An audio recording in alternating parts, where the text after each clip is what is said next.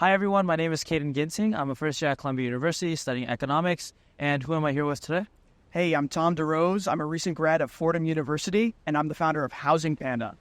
And today we're going to be taking a walk, asking questions about HousingPanda. So we'll cut that out, actually. So first of all, Tom, what is HousingPanda? And could you sort of pitch it in 2 sentences? Sure. HousingPanda is a marketplace where students can sublet their apartments to verified interns without any scams. Got you. And so what sort of inspired you to start this business as a college student? My first apartment in New York, I actually got scammed on. Someone lied and essentially took a whole month's rent from me.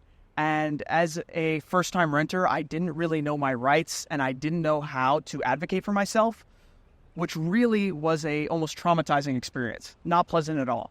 So I decided that I was going to found a company that can do something in the real estate space that will help people not deal with bad actors and scammers. Gotcha. Sounds interesting. How did you sort of balance your entrepreneurial aspirations while in college, amongst your studies and amongst other extracurricular activities? At first, it was not so bad, but as my startup started taking more and more of my time, my studies definitely suffered. And by my senior year, I was barely scraping by in order to... I was trying to balance my academic career and my professional career, and my professional career took more and more time. And eventually, I barely graduated from Fordham with 2 degrees. Oh, wow. That's interesting. So the determination is definitely there. The passion is there. So what sort of challenges did you encounter as you created HousingPanda? A lot of legal challenges in New York.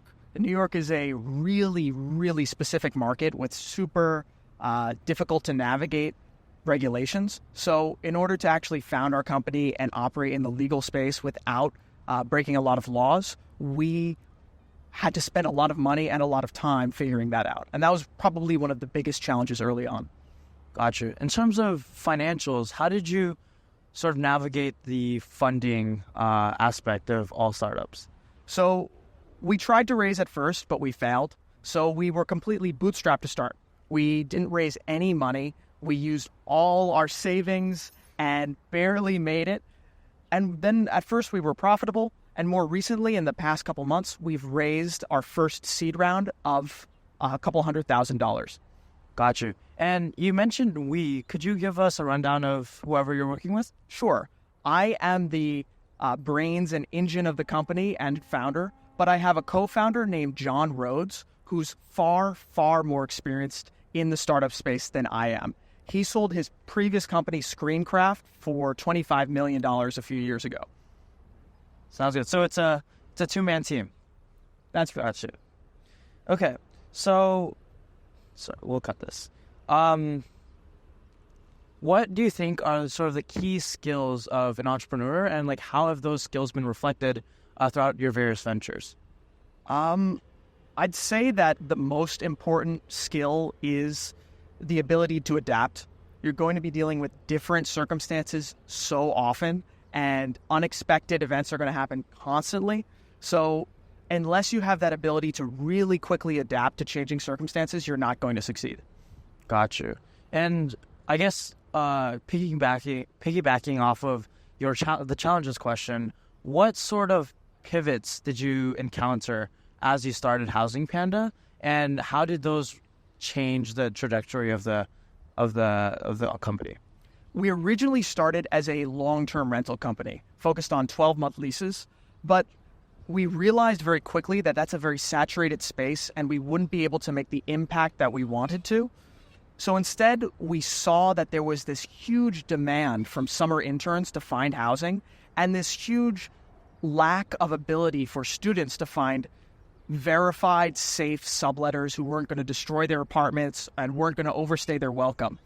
These two groups were not able to come in contact with each other and find a trusted way to make payments, to sign agreements, things like that. We decided we're going to enter that space rather than the overall 12-month rental, long-term rental space, and we've had a lot more success there. Gotcha. And I guess the last question, just to wrap up, is, given that you're a recent graduate and you started this in college, what are your sort of future projections for the company, and where do you see it, say, in like 5 years from now? Right now, we're a New York-based company. All our rentals are in New York, but next year we're going to be nationwide. We want to help people in every city find safe, medium-term rentals. That's a big goal. I hope it goes well. Once again, who am I here with? We'll start off with that. So that's a wrap for today. Thank you so much again, Tom. And any final sort of comments and concerns? I think anyone can start their own startup if they really want to. And it doesn't matter what skills you have or what university you go to. It just matters how much you want to succeed. Got it. So those were some great insights on HousingPanda. I hope you guys all enjoyed. Just to wrap it up, I'd like to ask, what are some key sort of advice and takeaways you have for other student entrepreneurs? Because that is like a big audience nowadays. So. I would say that you really just have to go for it and try. It doesn't matter what university you went to or what your skill set is even. It's really the people who want to succeed the most and put in the effort are the ones who succeed eventually. It's all about endurance. Wise words from Tom. So once again, we have... Hi everyone, my name is Caden Ginting. I'm a first year at Columbia University studying economics. And who am I here with today? Hey, I'm Tom, founder of HousingPanda and a recent graduate of Fordham University. Sounds great. So I've heard that you've been working on something called HousingPanda.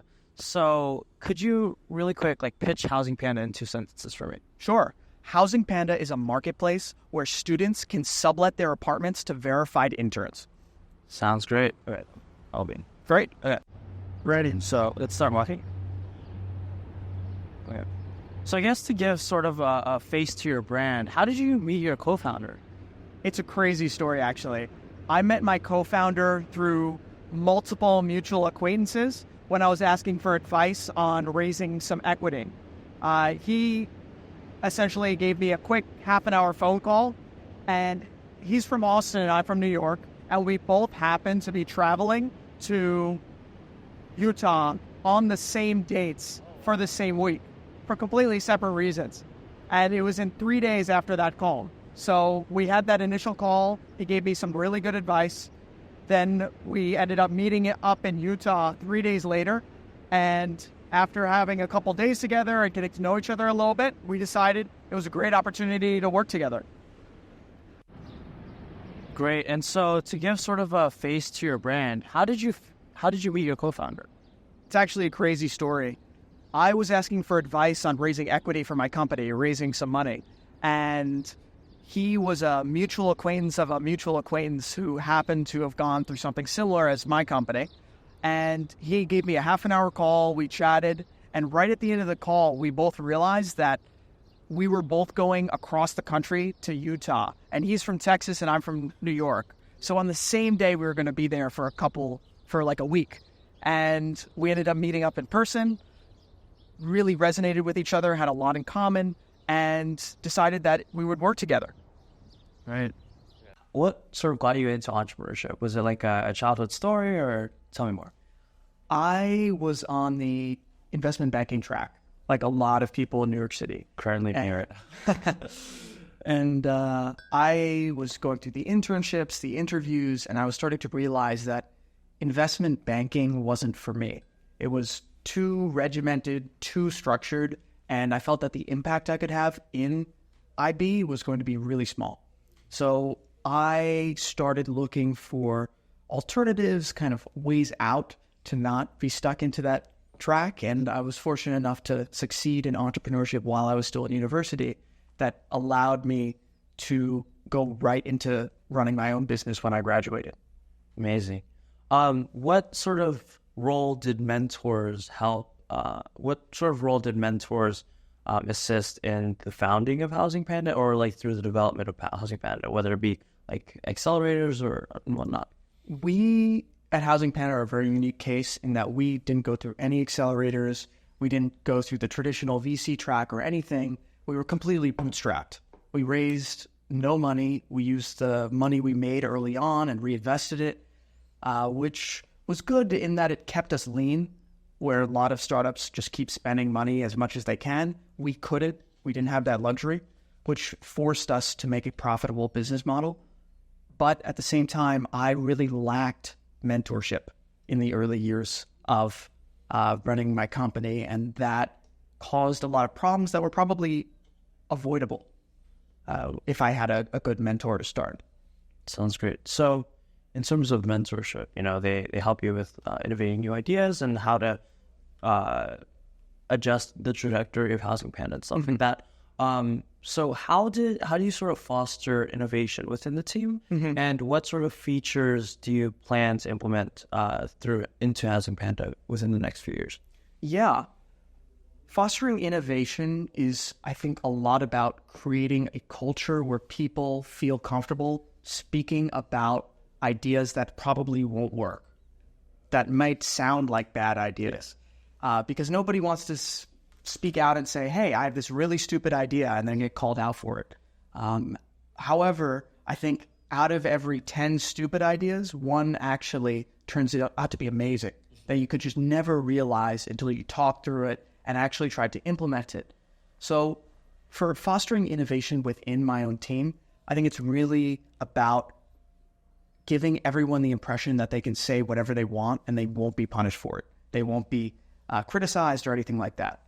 And then how that applies to what we're trying to implement in the next few years. Right now, we're purely a marketplace, but we want to turn our business into something that's a little bit more personal, where we have actual humans interacting with you and helping you through the process. Because a lot of our users, they've either never found a summer rental before, or they've never subletted their apartment before. And it can seem like a really complicated and daunting task. And we're trying to develop systems that really allow us to effectively speak with those people and communicate how easy it can be if you do it right. Beyond that, we want to offer a guarantor service. So for a lot of students in New York especially, if you are looking for housing, you have to get a guarantor, which is just a company that promises to pay your rent if you default. And it is so expensive that personally I think it's criminal. It's like almost a month of rent that you have to pay up front. And they're only insuring 12 months of rent, which is so far and above any other insurance company in existence by law in other industries, that it is so unfair that we think we can enter that market and start offering guarantors for students at half the price or less. Right. So that's something we want to develop in the next few years. Sounds great. So from what I'm hearing, there's a lot of, technical hurdles, a lot of features that you want to implement. So, with that comes a lot of hard work and a lot of hours put in. So walk me through a day in your life. I want to see sort of how Housing Panda is integrated in your life and how your work-life balance is in check. So our offices are in Brooklyn, in Dumbo, right next to the Brooklyn Bridge. Yeah. A really great location, but I don't live in Dumbo or in Brooklyn. I live on Long Island. So I, on a normal day, will commute an hour into the city and an hour out. In order to avoid the traffic, I leave my house at about 6 a.m. Oh, wow. And I leave the office at about 7:30. So my days at this time of year are literally approaching 16 hours when you include my commute, which sounds almost unbelievable. And if I was talking to myself from 2 or 3 years ago, I would 100% say I cannot do that. It's impossible. But when you actually believe in something and want to make something work, you find that energy to accomplish and just to work all day to make things happen. Right. So, as an entrepreneur myself, I greatly resonate with that statement. So, are you just working from, the second you get in to the second you get out? Or how do your interactions at work sort of come to play? Yeah. When I get to Dumbo, I eat breakfast and then I come in. I start working at about 8 and I work until around 7:30 when I drive home. Yeah.